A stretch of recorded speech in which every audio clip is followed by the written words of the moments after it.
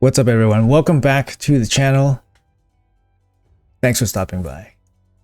Hopefully you guys are having a great Monday, great start to your week, and had a great weekend.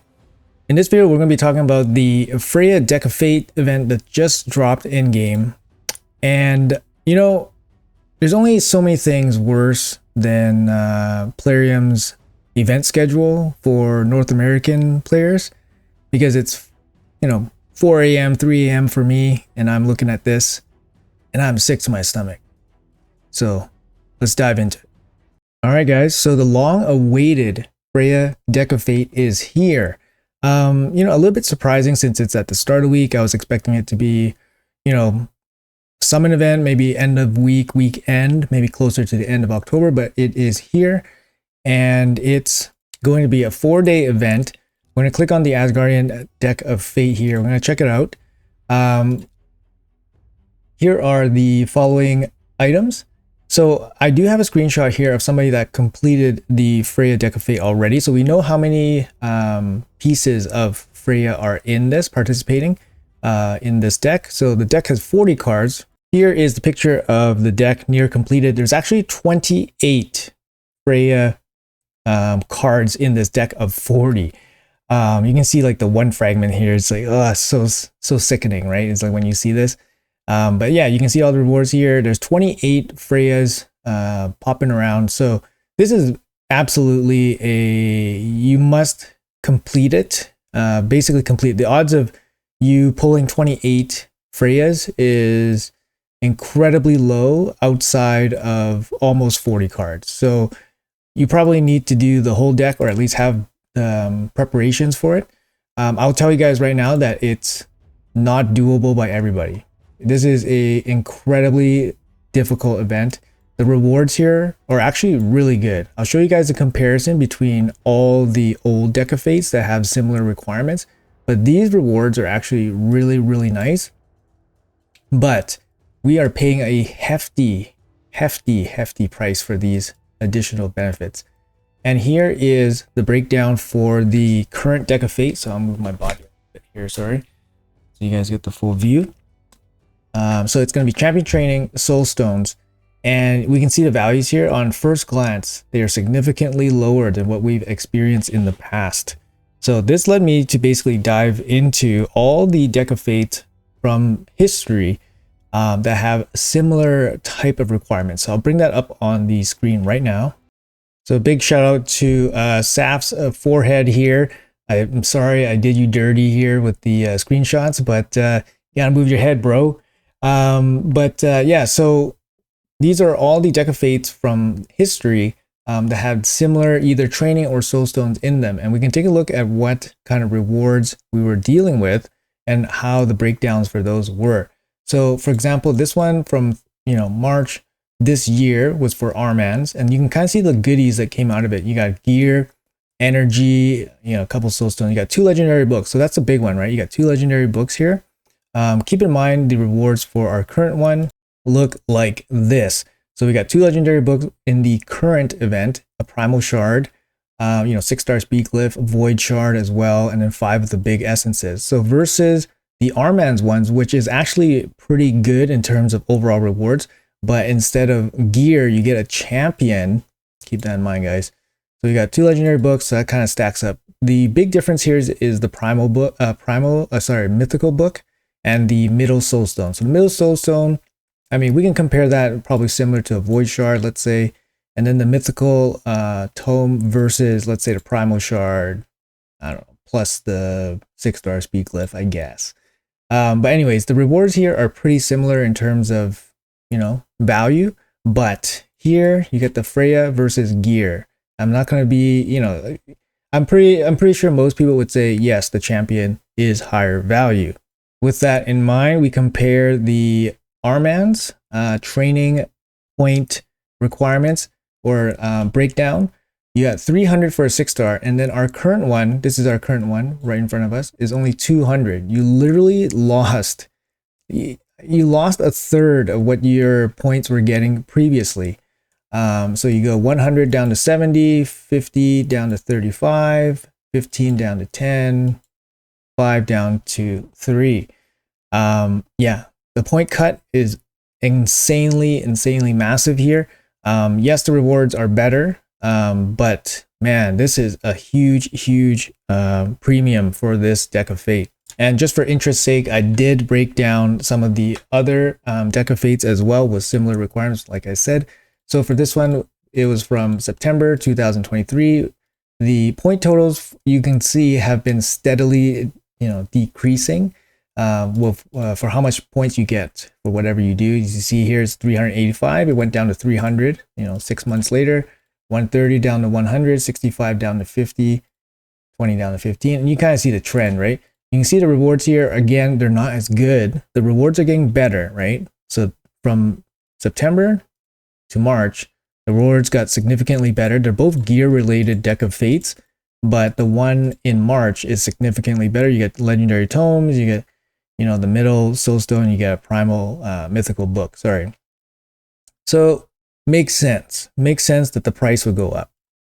Coming back here, there's one in August. You can kind of see the price of the point breakdown here. It's kind of similar. 365, 385 is kind of similar, right? But you can kind of see the rewards here. Not that nice. Not that nice. You got some fillers, 3-star glyphs, you got these charms, multi-battles. So kind of weak, right? You got one void shard, one legendary tome here. Kind of weak. I don't know which one you would prefer, better gear versus this. Maybe the gear is actually better, to be honest, because most of these are pretty bad. You got 6-star speed glyph, which is good, but you got it here also. And then this one from August is actually the identical breakdown to what we have right now in terms of what gives us points. We have training and soulstone. So here is a very close comparison, right? So currently we have training plus soulstone in the current Freya deck of fate, and in the past, in August last year, so a year ago, we had the identical deck of fate. And this one, Eternal Soulstone, gives us 5,000 points, 1,000 points, and then 100 points for the small ones. And here are the current values. We went from 5,000 to 3,000, 1,000 to 600, and then 100 to 60. The drop in these points are insane. Yes, the rewards with the Freya deck of fate, as you can tell, is significantly better than what we've gotten in the past. But man, the price is so high. It's so high. Yeah, so just for interest's sake, I did do one from January. You can kind of see where the original deck of fates, how bad the rewards were. But the prices or requirements for them have grown significantly over time. Yeah, feel free to, obviously stop the video and then take screenshots if you guys are interested for breakdowns. But there's a trend here, right? Rewards are getting better, but the deck is getting way more expensive. This is not really an event for a new player, even a new player with money, unless you're buying straight soulstones. It's going to be really difficult. And I'll break down the total requirements here, and you guys can basically have a look for yourself if it's even manageable for you guys. All right, so once again, thank you for SAPH from HH Gaming for preparing the spreadsheet. I'm using a old spreadsheet from one of his old deck of fates, and I converted it to work for this particular deck of fate. And yeah, these are the totals here. In terms of the training, he does have partial leveling done on the food before it's fed off into your champion. So that's going to factor into your energy. But if you're doing just making 5 stars, you're looking at about 22,000 energy. If you're just doing straight trainings, 22,000 energy, that's about just under 7,000 total cost of gems. Yeah, it's a big cost, guys. It's a big cost. However, if you convert the gems into, let's say, ancient shards, the Freya is actually only 84 ancient shards worth of gems. So if you think about it in that regards, it's actually a good deal, right? Who wouldn't jump at a, guarantee Freya for only 84 ancients? The thing is, obviously getting 84 ancients might not be the same difficulty as, for example, getting 7,000 gems and then spending 4 days leveling up stuff. And obviously you have to factor in the other stuff like opening shards and champions and, time and all that stuff. But, just an interesting comparison there. Is technically like a 84 ancient guarantee for this Freya. So I've also added this little bit here just to allow me to put in my own resources and see how much resources I actually need in terms of energy. So for example, if I go to my stone collection, okay, so just using my own numbers here, we'll just input everything I have, let's say. So I have roughly 85 small ones, 12 medium ones, and 7 big ones if I convert all the big stuff.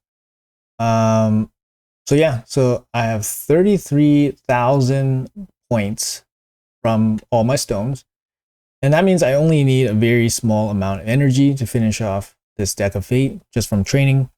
But that means I have to convert, I have the resources, of course, here, but that's whether I want to convert, the big essences into the big rocks. I don't think I would.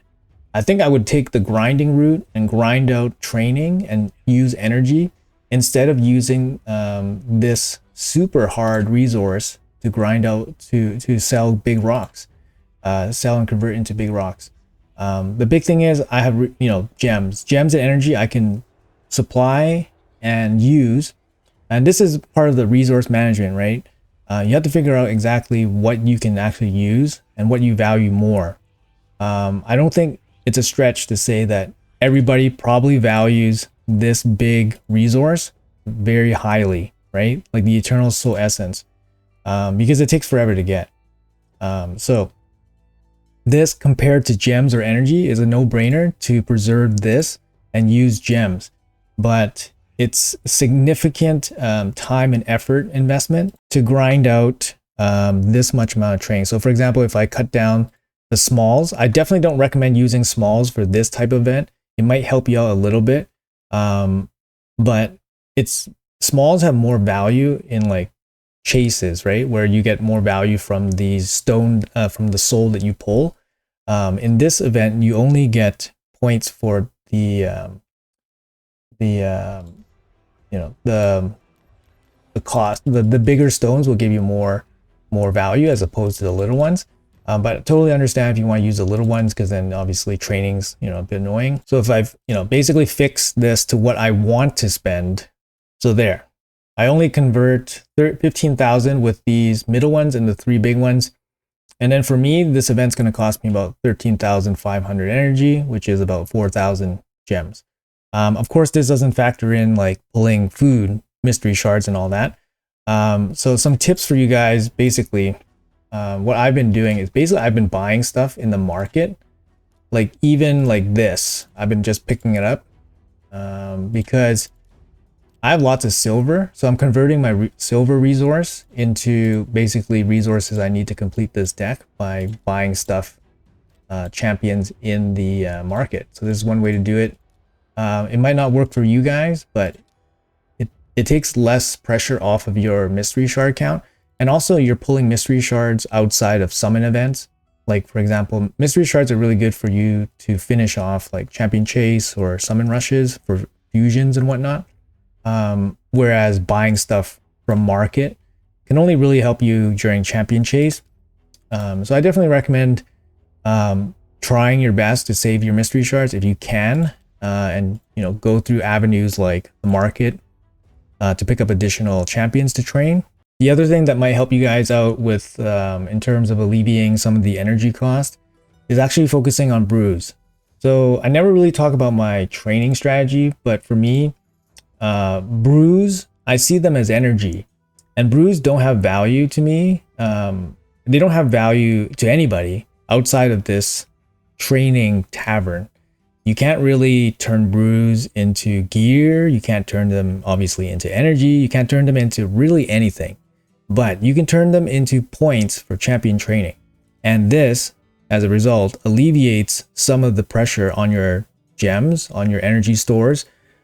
So I highly recommend using your brews as often as you can. Maybe for this event to use them all.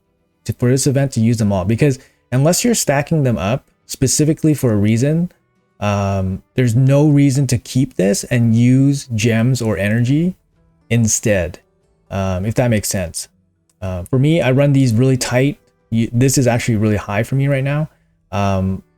One of the main reasons to keep brews is basically to have them available to quickly gather points to, you know, basically snipe down like a tournament or something.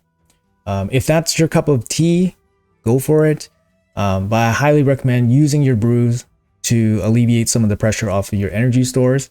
The other thing to consider is that even though this spreadsheet that shows 13,500 energy I need to spend for this, it also requires you to partially level your food.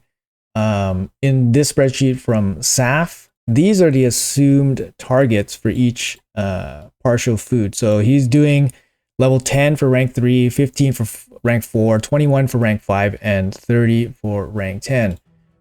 So he's taking pressure off of brews in this spreadsheet because I don't think this spreadsheet uses brews. Instead, he's using energy to basically reach these thresholds. So for me, I highly recommend using brews at least to partially level up your champions. So for me, I lean kind of heavily on brews. So I would do, for example, for 3-star, I would do 1 star and then throw it away and then feed him. For 4 stars, for example, what I would do is I basically go to, I think 8. Yeah, I would go 8. 8 here. So he would be level 28. And then for 5-star, I would do similar. So 5-star, I would do the same thing, go to 8. And then for 60, I would go to 10 brews, which would get you to level 30.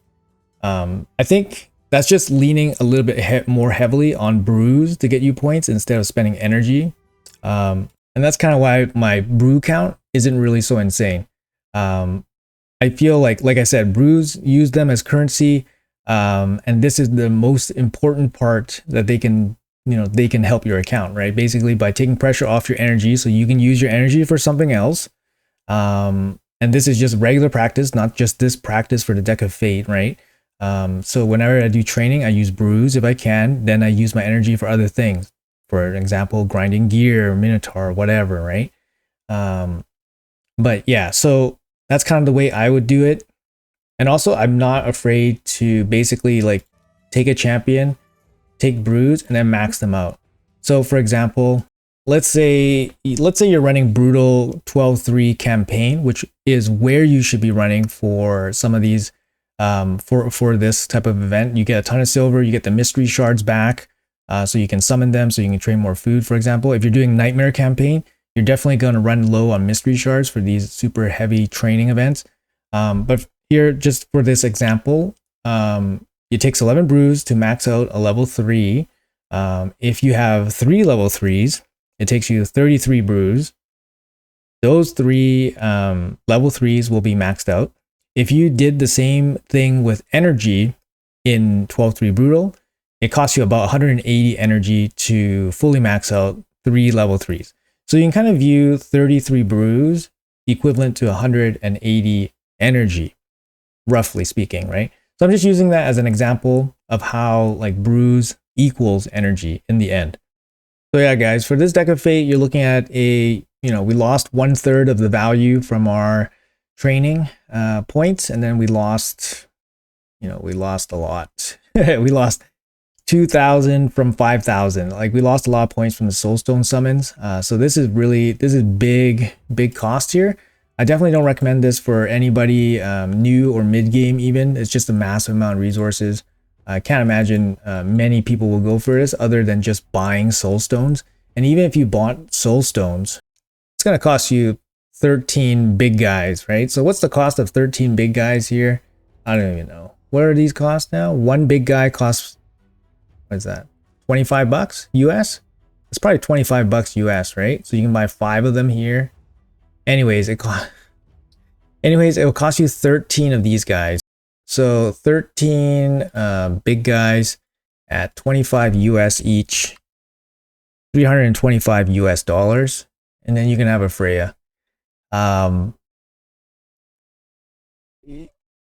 think it's close. I don't know. It might be worth it, right? Some people, I can see people paying this for sure. People will definitely pay this, and people with resources will grind for her. Because like I said, the gem conversion is fine, right? The gem conversion when you convert from ancient shards into energy to to collect her, it's only going to cost you 84 ancient shards equivalent. But it just feels so bad. It just feels so bad. Who is this event for? Not only do you have this ridiculously restrictive, it's very restrictive, right? Because not many people have soul stones, and not many people have the resources to be able to level up all these champions with this ridiculously low point, allowance for us. It's just not many people can do it, and it would have been nice for them to have a third component, maybe like dungeon diver, something. Even if they gave us like a harder one, like silver.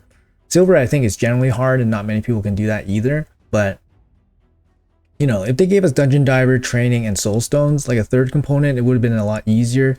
Obviously, like this event is way harder than having like a shard event, because people were waiting for Freya for a long time, and people were already stacking up shards, anticipating her deck would be including shards.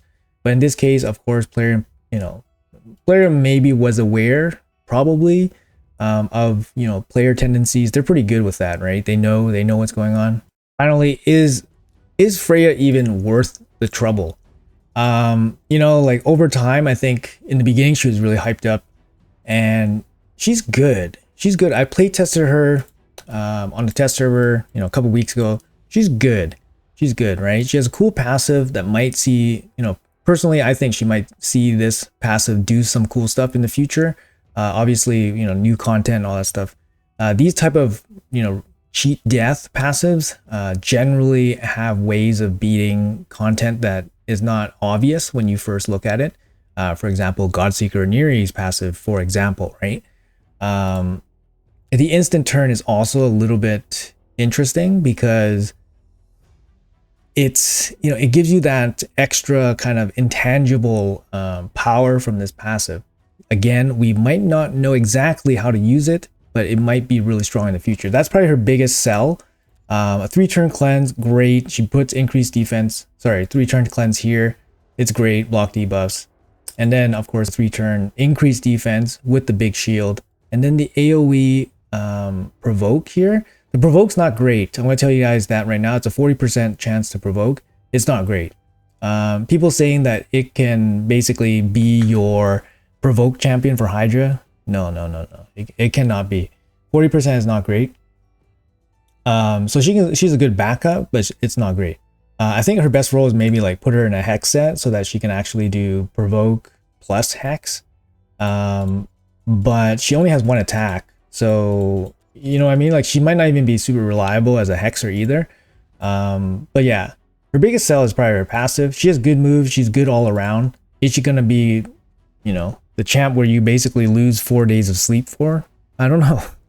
It's a lot. This tournament's a lot. I mean, this event is a lot.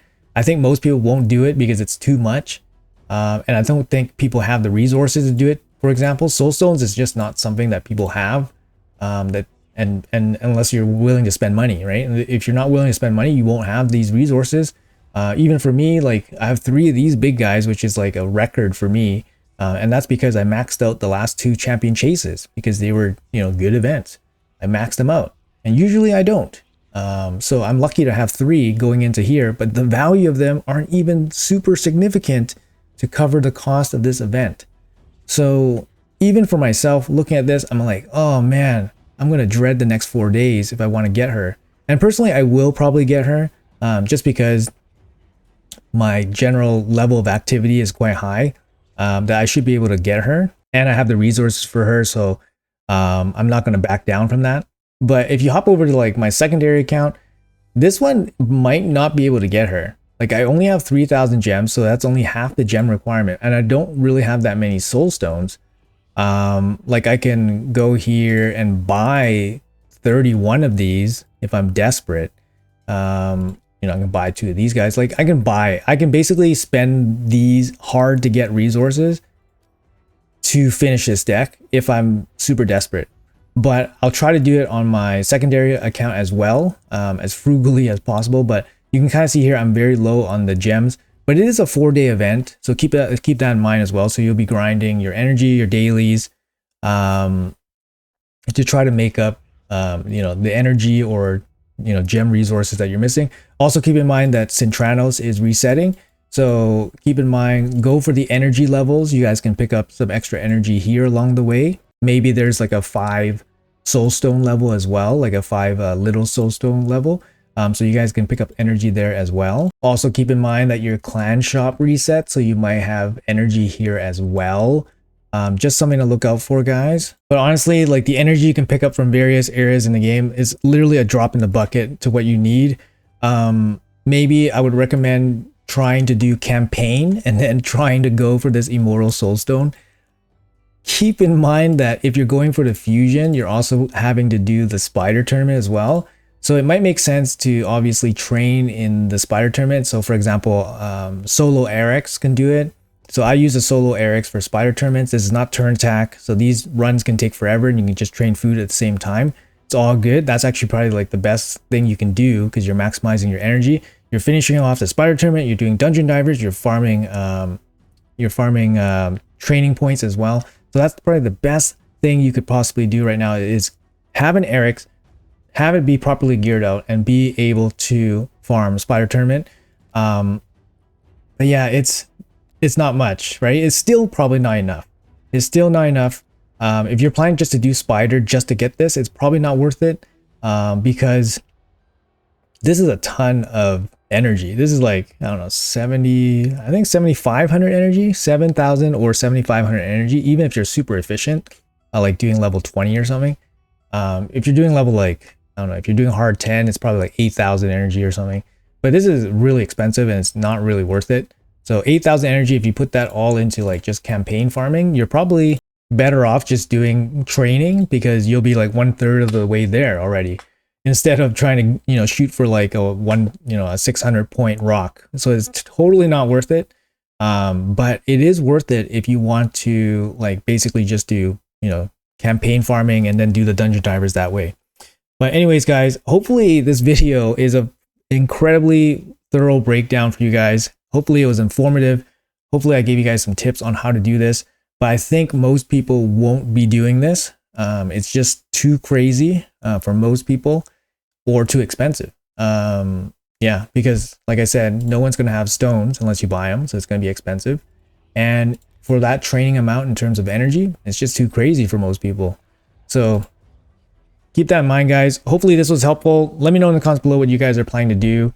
I know it's not going to be a fan favorite, and pretty sure this is going to be pretty low participation. They're definitely trying to squeeze the FOMO, you know, squeeze that little FOMO heart that we have for all it's worth.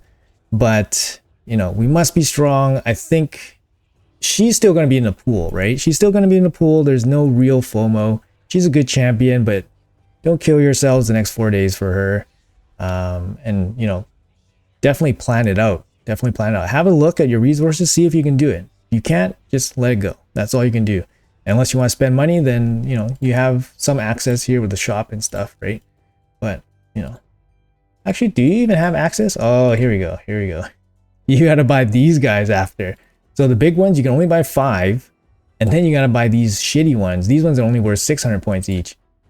Anyways, say no. Okay, guys, that's going to be it for the video. Hopefully you guys enjoyed it. Have a great Monday. Have a great start to your week. And, oh, also, I'll be streaming CBC, so hopefully I'll see you guys there.